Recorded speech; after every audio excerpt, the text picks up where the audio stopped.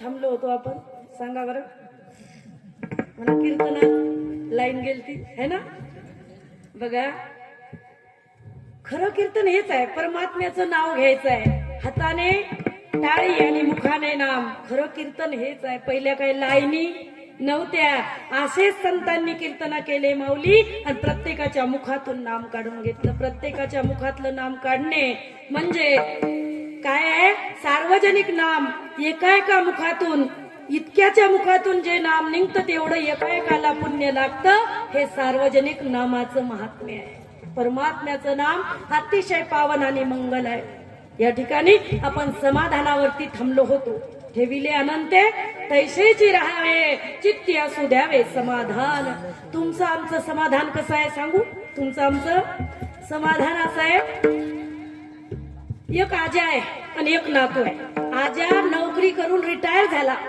आजा आणि नातू नुकताच आता शाळेत जात आहे त्यावेळेला तो दिवसभर झोपायचा आज रविवार आहे म्हणून तो झोपला त्यावेळेला आजोबा म्हणतायत अरे बाळा उठ तुला ट्युशनला जायचं आहे तो म्हटला बाबा झोपू द्या मला कंटाळा आला त्यावेळेला आजोबा म्हणतायत बाळा अरे तुला ड्युटीला जायचं ट्युशनला जायचंय म्हणून तुला उठवत आहे उठ तो उठला आणि मांडी मारून बसला आणि आजोबाला विचारतो बाबा सांगा ट्युशनला कशाला जायचं शाळेत कशाला जायचं आजे बाबा म्हणतात शाळेत याच्यासाठी जायचंय की तुला शिकून मोठा साहेब व्हायचंय म्हणून शाळेत जायचंय बरं साहेब झाल्यावर काय करायचंय साहेब झाल्यावरती पगार घ्यायची आहे बर पगार घेतल्यानंतर काय करायचंय पगार घेतल्यानंतर रिटायर व्हायचंय आणि अर्धी पगार घेऊन माझ्यासारखं खुर्चीवर बसायचंय बाबू उठला आणि जाऊन खुर्चीवर बाजूला बसला बाबा एवढी कष्ट केल्यापेक्षा मी आताच खुर्चीवर बसतो ना जमल का नाही जमणार कारण ते अनुभव घ्यावे लागतील अनुभव आले अंगा ते या जगा देत असो तुकोबाराय अनुभव देतायत जगाला सांगतायत माया संकल्पायची कशी आहे आणि जर तुम्ही डोक्यामध्ये संसारच घालून बसले तर मग तुम्ही डोक्यावरती स्वतःचं वझ स्वतःवरती घेतात अनेकांचं वझ स्वतःवरती घेतात असं जर तुम्ही केलं तर तो उद्वेग आहे उद्वेग म्हणजे स्वतःवरती भार घेणे आणि वाहिल्या उद्वेग दुःखाची केव्हा वाहिल्या उद्योग दुःखाची केव्हा वाहिल्या उद्योग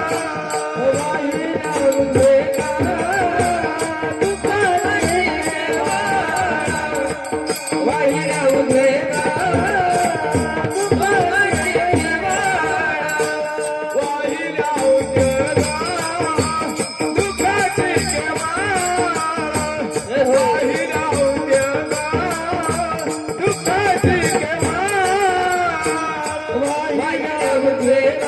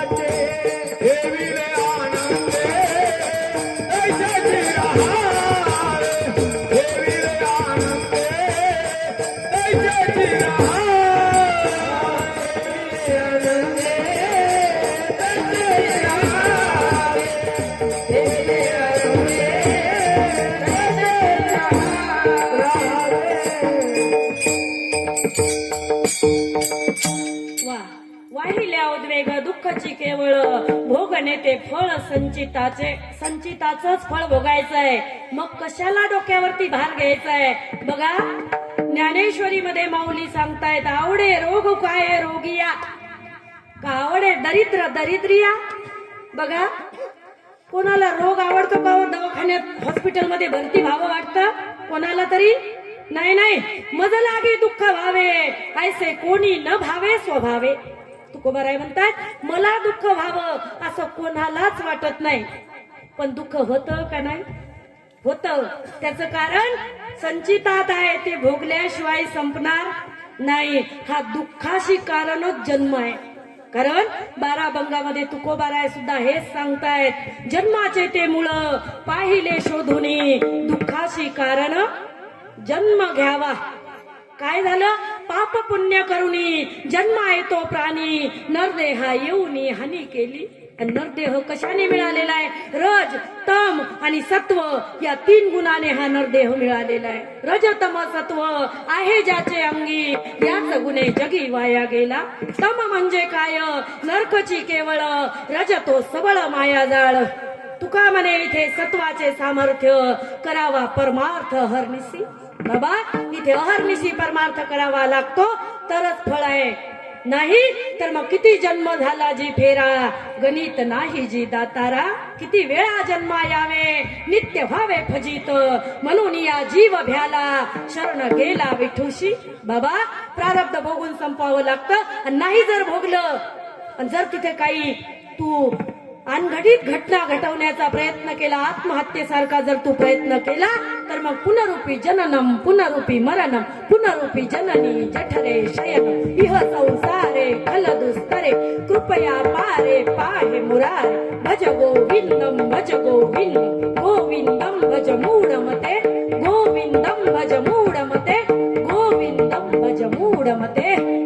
अरे मूर्खा, तुला बारंबार जन्म घ्यावे लागतील. आणि जर तू परमात्म्याची भक्ती नाही केली, जोपर्यंत तू गुरुचा कहना मानला नाही, तोपर्यंत तुला जन्माला येऊन फेरे पडतील. फेरे चुकली या वर्म फेरा पडे. वर्म चुकत आहे, लक्ष कर. हे संत सांगतायत. संताला कळत आहे का हो?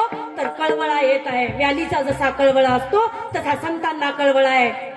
जसे कबीर महाराज चालले आणि कबीर महाराजांनी जातं पाहिलं, दळतानी जातं. जुन्या बाया दळत होत्या जातं, आणि जातं दळत असताना कबीर महाराजांनी पाहिलं प्रत्येक दाण्याचं पीठ होत आहे, प्रत्येक दाण्याचं पीठ होत आहे.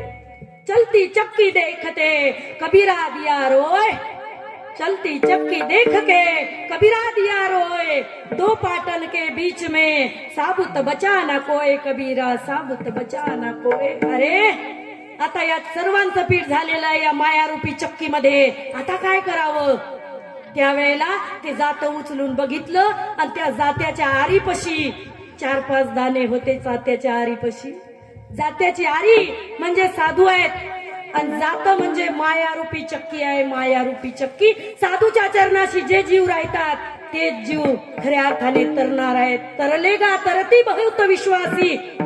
किती काही विश्वासी, ज्यांनी संतावरती विश्वास केला ते जीव तरणार आहे, आणि ज्याचा विश्वास नाही ते मरणार आहे. बघा उदाहरणास्तव एक कथा सांगते आपल्याला. जंगलामध्ये एक साधू बाबा तप करतायत. साधू बाबा करतायत, अल्ला तू ही रे, मोल्ला तू ही रे. गावामध्ये आले, तप केलं. गावामध्ये आले, कटोरा घेतला आणि भीक मागतायत. हे माई धान्य दे. एक माऊली आली आणि ज्वारी घेऊन आली, ताटामध्ये ज्वारी. त्यावेळेला ते बाबा म्हणतायत, बाई दाने दाने पर लिखा है खाने वाले का नाम. ती म्हटली, जोगड्या तिथून आला आणि मला ज्ञान सांगतो दाने दाने पर लिखा है खाने वाले का नाम. मी जर नाही तुला दाना दिला तर तुझं नाव कसं लिहिल रे त्याच्यावर? त्यावेळेला साधू बाबा म्हणतायत, बाई एकच दाना उचलला, एकच दाना ज्वारीचा, आणि सांगितलं हा जो दाना आहे, हा दाना जर माझ्या प्रारब्धात नसेल तर माझ्याकडे नाही येणार. मग सांग हा दाना कोणाच्या प्रारब्धात आहे? त्यावेळेला सांगितलं भविष्य जाणून घेऊ नाही. संतांना माहिती असतं भविष्य काय आहे, पण संत सांगत नसतात भविष्य जाणून घेऊ नये. पण तिने हट्ट धरला, नाही सांगा. तुम्ही म्हणताय ना दाने दाने पर लिखा है खाने वाले का नाम, सांगा आता हे दाना कोणाच्या नशिबात आहे. त्यावेळेला सांगितलं हा जो दाना आहे, हा दाना अमेरिकेतल्या कोंबडीच्या नशिबात आहे. अमेरिकेतल्या? हो. त्यावेळेला काय झालं, तिचं खेळतं बाळ बाहेरून आलं आणि तिला अशी हुदकणी दिली, ती जशी पडली तसा दाना नाकात गेला तिच्या. नाकात दाना गेला. इथून वाशिमला नेलं, वाशिमवरून अकोल्याला नेलं, अकोल्यावरून अमरावतीला नेलं, अमरावतीहून मुंबईला नेलं, मुंबईहून आपलं अमेरिकेला नेलं. बरेच प्रयास केले पण दाना नाकातला निघत नाही. दाना नळीत गेला होता, नाकातल्या नळीत. त्यावेळेला अमेरिकेत तज्ञ डॉक्टर असल्यामुळे त्यांनी ऑपरेशन केलं, दाना काढला आणि त्या टपात टाकला. जसा टपात दाना टाकला त्यावेळेला ही बेशुद्ध होती.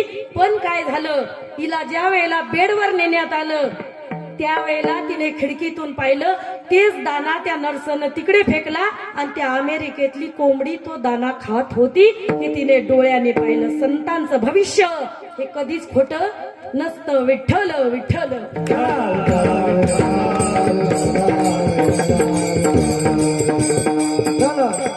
संत भविष्य सांगतायत. माहोरची जगदंबा भविष्य सांगत आहे, तिच्या मुखाने संत बोलत आहेत. बाबा भविष्य सांगावया, शकून सांगावया, आली यमाई माझे नाव. कलियुगाची दादा ऐका होई थोरी, पुत्र होईल दादा पित्याचा वैरी. घरोघरी भरता रासी हिंडतील नारी, पुत्र होईल दादा पित्याचा वैरी. कलियुगाची ही थोरी राहील. इथून पुढे 6 वर्षाची नार दादा गर्भीन होईल, 5 वर्षाची नार दादा भरतार मागेल, 9 वर्षाचा पुत्र दादा आजा होईल. एवढं भविष्य आहे. मोठे मोठे पर्वत दादा वाऱ्याने जातील. त्या ठिकाणी भविष्य सांगतायत संत, मागचं वर्तमान सांगतायत संत, मागे काय झालेलं आहे ते सुद्धा संत सांगतायत. संत म्हणतायत मोठे मोठे गेले पुराण आणि खेकड्याचं आलं घरानं. आपलं मानता कुठं? अहो आजा मेला पंजा मेला, बाप मसना गेला हो.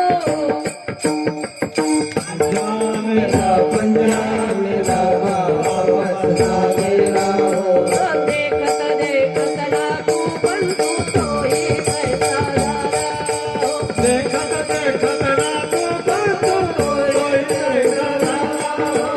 उठा उठा जागा पाठी वयाने मोठे, पंढरी वाचुनी तुझा ठाव नाही कोठे, पंढरी वाचुनी तुझा ठाव नाही कोठे. पाठी वयाने मोठे, पंढरी वाचुनी तुझा ठाव नाही कोठे, पंढरी वाचुनी तुझा ठाव नाही बाबा इथं आजा मेला पंजा मेला, देखत देखत नातू पंतू तोही तैसा झाला.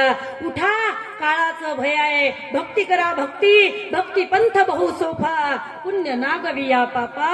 अहो नागव करत पापाला आणि पुण्य या ठिकाणी जित्त करण्यासाठी पुण्य या ठिकाणी आपल्याला पुण्य करायचं आहे. कारण पापाचं आणि पुण्याचं तराजू सारखं झालं म्हणून हा जन्म आहे.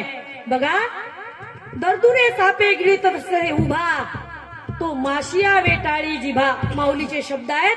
दर्दूर म्हणजे बेंडकी, बेंडकी सापाने अर्धी गिळली पण ती म्हणते एक मच्छर उडत आहे तेवढं खाऊ दे. ती जीभ पसरत आहे ते मच्छर हात ओढत आहे, ती बेंडकी. आणि ती बेंडकी अर्धी सापाने गिळलेली आहे. तशी तुम्ही हाव करत आहात. तुम्ही अर्धे सर्पाच्या मुखात आहात. 50 झाली म्हणजे काळ सर्पाच्या मुखात आपण अर्धे गेलो ना माऊली. अर्धे सर्पाच्या मुखात गेलो, काळ सर्प आपल्याला गिळत आहे तरी सुद्धा हाव सुटत नाहीये हाव. म्हणून या ठिकाणी संत आपल्याला सावध करतायत. सावध होई बापा, काळ लागला मापा. आणि बाबा या संसाराचं ओझ घेऊ नको डोक्यावरती. जर तू संसाराचं ओझ घेऊन राहशील तर काय होणार आहे माहितीये? तुला दुःखच होणार आहे. तू जितके मी माझे जोडशील तेवढं तुला दुःख आहे. आणि तू जर सर्व झटकशील आणि माझ्यावरती भार घालशील तर परमात्मा तुझा सर्व भार चालवायला तयार आहे. बरोबर. अनन्याश्चिंतयन्तो माम ये जनः पर्युपासते तेषां नित्याभियुक्तानां योगक्षेमं वहाम्यहम्. परमात्मा गीतेमध्ये वचन देत आहेत.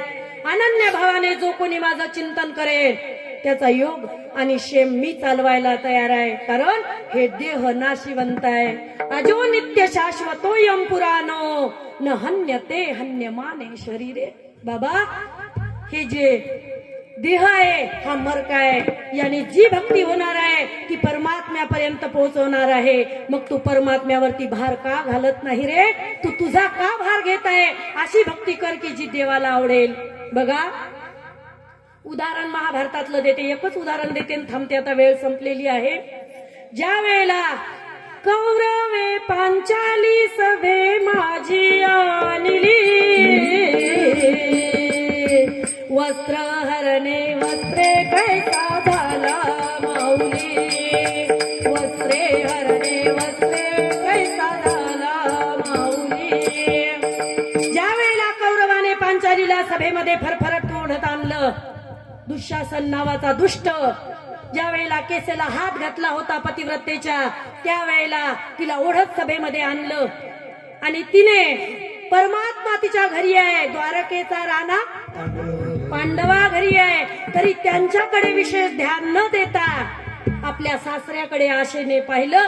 ज्या वेळेला दुःशासन माझी साडी सोडत आहे, त्यावेळेला माझे मोठे सासरे माझं रक्षण करतील. आंधळा धृतराष्ट्र राजा आहे, तो माझं रक्षण करेल. द्रोणाचार्य माझं रक्षण करतील, भीष्माचार्य माझं रक्षण करतील. अहो नाही नाही, मला 5 पती आहेत, माझे 5 पती माझं रक्षण करतील. मनामध्ये अशी जिद्द आहे. त्यावेळेला परमात्मा जवळ असून दिशेनासा झालेला आहे. आणि आता सर्वांनी ज्या वेळेला खाली पाहिलं आणि द्रौपदीच्या साडीला दुष्ट दुःशासनाने हात घातला, दुर्योधन म्हणत आहे दुःशासना सोड तिची साडी, त्यावेळेला तिने हाक मारली, कोठे गुंतलासी द्वारकेच्या राया, वेळ का सखया लावियला. हे दीनानाथ, तू तुझं ब्रीद सांभाळ, तू दिनांचा नाथ आहे, अनाथाची माऊली आहे. आज मला तुझ्याशिवाय कोणी नाहीये. देवा धाव घाल, हाके सरसी उडी घालोन या स्तंभ फोडी, ऐसी कृपावंत कोण माझ्या विठाई वाचलं. दुसरी कोण माऊली आहे की जी धावून येणार आहे? त्यावेळेला स्त्रीच्या लज्जेचं रक्षण जे केलं ते परमात्म्याने केलं. तसा तुम्ही जर त्या देवावरती भार घातला तर तुकोबाराय म्हणतात तुमची लज्जा कधीच उघडी पडू देणार नाहीत, याची शाश्वती मी देतो, असं महाराज अभंगाच्या तुका मन घालो तयारी भार, तुका मन घालो तयारी भार, ओ तुका मन घालो तयारी भार, तुका मन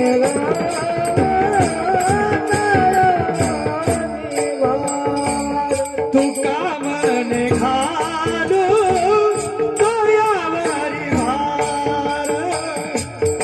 तुका मन घालो तयारी भार, तुका मन घालो तयारी भार, तुका मन घालो तयारी भार.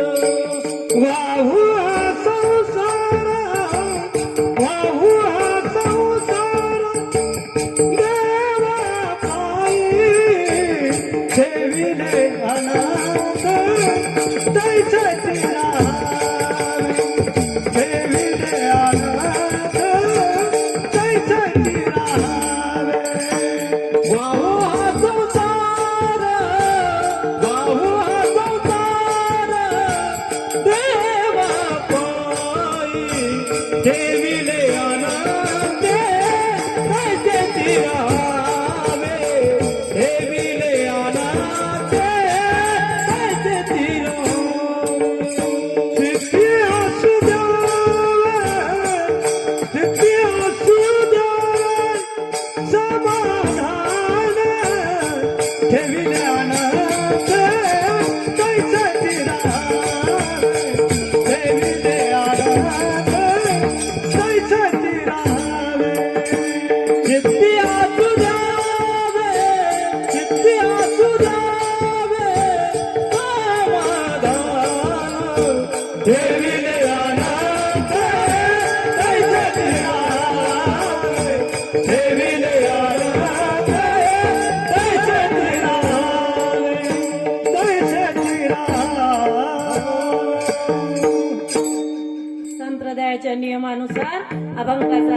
आपण पाहिलेलं आहे माऊली. आता सर्वजण हात वर करून एकदा विठोबा रखमाई भजन करूया. सर्वजण हात वर करा आणि विठोबा रखमाई भजन करूया. म्हणा विठोबा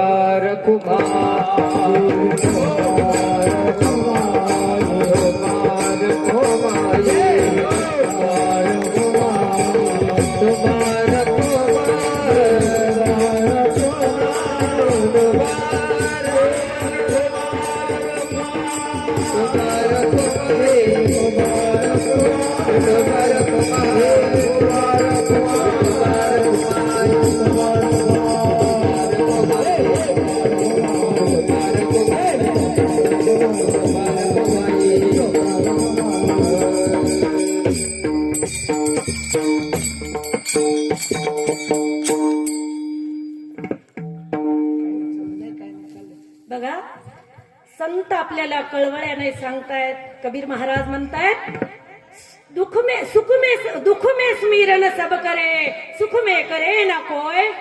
दुख में सुमिरन सब करे, सुख में करे ना कोय. जो सुख में सुमिरन करे तो दुख काहे को होय. कबीरा दुख काहे को होय. बाबा, सुखात जर परमात्म्याचं आपण असंच भजन केलं तर दुःख येईल का हो? येणार नाही. याची शाश्वती ठेवा. आणि जे संत आपल्याला अंतःकरणातून सांगतायत त्यांच्यावरती विश्वास ठेवा. आणि नाही जर ठेवला तर मग दुसरा येईल आणि सर ते शेवटी काळ बांधून नेईल. तर संत म्हणतायत मग आमचं काय जाईल. म्हणून पिंगळा फिरत आहे महाद्वारामध्ये, सांगत आहे की बाबा, हे जरी नाही ऐकालं तरी दुसरा येईल. आमचं काय जाणार आहे, तुमचंच जाणार आहे. पुन्हा पुन्हा तुम्हाला जन्म मरणाच्या फेऱ्यात पडावं लागू नये म्हणून कळवळ्याने हे सांगत आहे. हे जरी नाही कालं तरी दुसरा येईल. हे जरी नाही कालं, हे जरी नाही कालं तरी दुसरा येईल. हे जरी नाही कालं, सरस्वती वटीबा काळ बांधून नेईल. सरस्वती वटीबा, सरस्वती वटीबा काळ बांधून नेईल. सरस्वती वटीबा, एका जनावरी आमचे काय म्हणता येईल.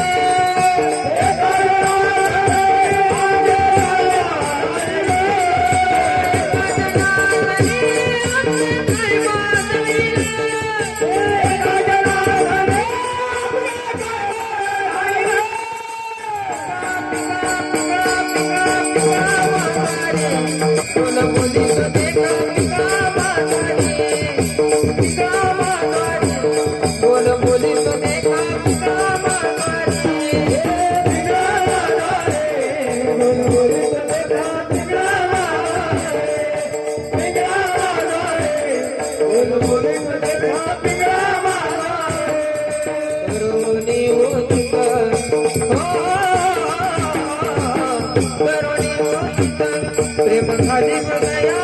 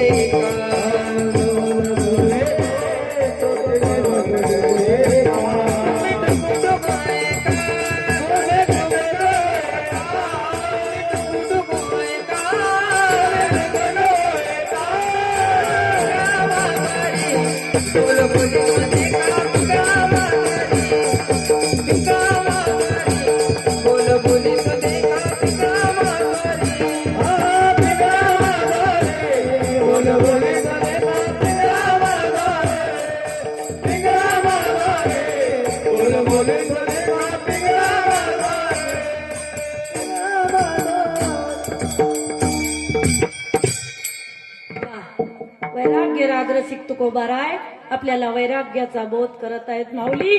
जे ऐकल त्याचं भाग्य आहे आणि जे नाही ऐकणार ते पिंगळा मग त्याला सांगत आहे की दुसरा येणार आहे, नेणारच आहे, काळ बांधून नेणारच आहे. आपल्याला हे लक्षात ठेवा आणि संतांचा उपदेश घ्या. कारण तुका म्हणे जन बुडत हे जन न देखावे डोळा येतो कळवळा म्हणून या ठिकाणी व्यालीचा जसा कळवळा असतो तसा संतांना आपल्या जातीचा कळवळा आहे माऊली. म्हणून संत आपल्याला उपदेश करतायत. या ठिकाणी संतांचा उपदेश सांगण्यासाठी प्रत्येक जण सौजन्य देऊन या ठिकाणी प्रत्येकाला श्रवण करत आहे. श्रवण भक्ती ही पहिली भक्ती आहे. ही भक्तीच परमात्म्याला पहिले आवडत आहे आणि हे ऐकून ऐकून जर आपण वागलो तर ती भक्ती परमात्म्याला आवडती आहे. म्हणून हे चिथोर भक्ती आवडती देवा संकल्पावी माया संसाराची. संसारी असावे आसुनी नसावे आणि भजन करावे वेळोवेळा. नित्य परमात्म्याचं नाम आपल्या मुखामध्ये असावं. एरवी तरी जीभ चुपचाप बसणार नाही. ती 2 वेळा जेवण करते, तिला दुसरं काही काम नाहीये.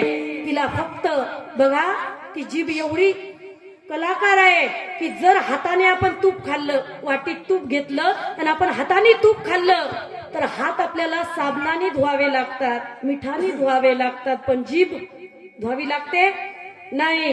तिला धुण्याची गरज नाही. तसं तिला एरवी तरी ती चुपचाप बसणारच नाहीये. म्हणून तिला छंद लावा आणि आपल्या परमात्म्याचं नाव घ्यायला लावा. ही नाम भक्ती परमात्म्याला अत्यंत प्रीतीची आहे. कारण कलियुग केवल नाम आधारा सुमिर सुमिर नर उतरही पारा. तुलसीदासजी महाराजांचं दोहा आहे. तुलसी रामायणच चालू आहे.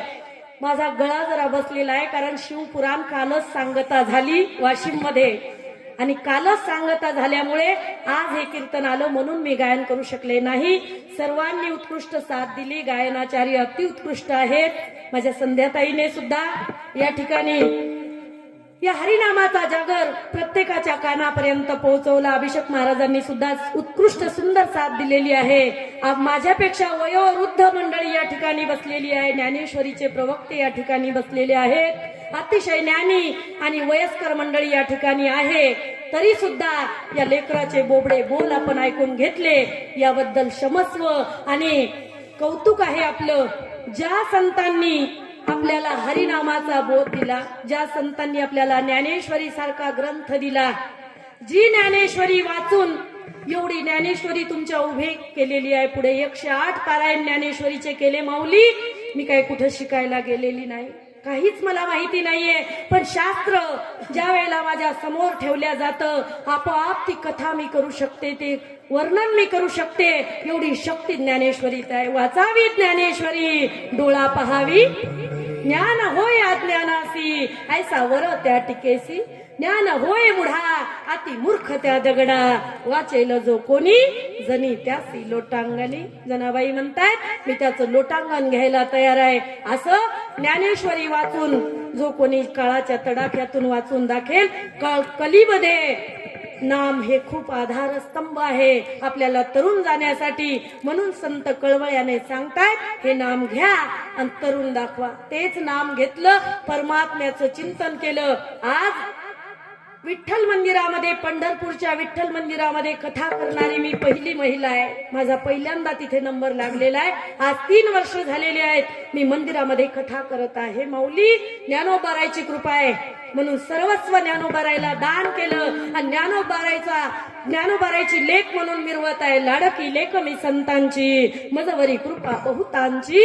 असा प्रचार करत ज्ञानेश्वरीची प्रचार प्रसार करत करत फिरत आहे आणि आपापल्या गावाला जाऊन जो कोणी ज्ञानेश्वरी वाचायला तयार आहे त्याला ज्ञानेश्वरी नेऊन देण्याची आदी मी आहे. असा संकल्प विडा मी घेतलेला आहे आणि संसाराची माया संकल्पित करून तुकोबारायच्या चरणावरती चालत आहे, आचरणावरती चालत आहे. जे काय मानधन मिळत आहे त्याच्या ज्ञानेश्वरी ती मंदिराचं कार्य करत आहे. ज्याला माळ लागते त्याला माळ, ज्याला ज्ञानेश्वरी लागते त्याला ज्ञानेश्वरी घर परत जाऊन पोहोचवत आहे आणि भक्तीचा प्रचार प्रसार करत आहे. माऊली संतांनी सांगितलं व्यर्थ बोलले नाही. ज्या संतांनी सांगितलं त्या संतांचं एकदा मनातून भजन करूया. गण गण गणात बोते गण गणात बोते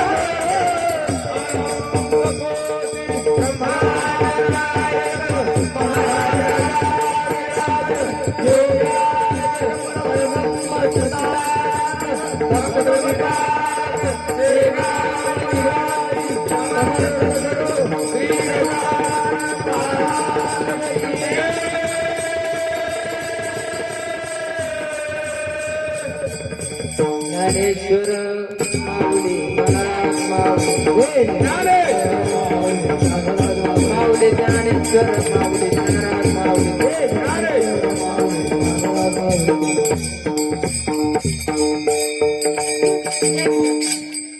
विठ्ठल जय जय विठ्ठल जय विठ्ठल जय जय विठ्ठल. माऊली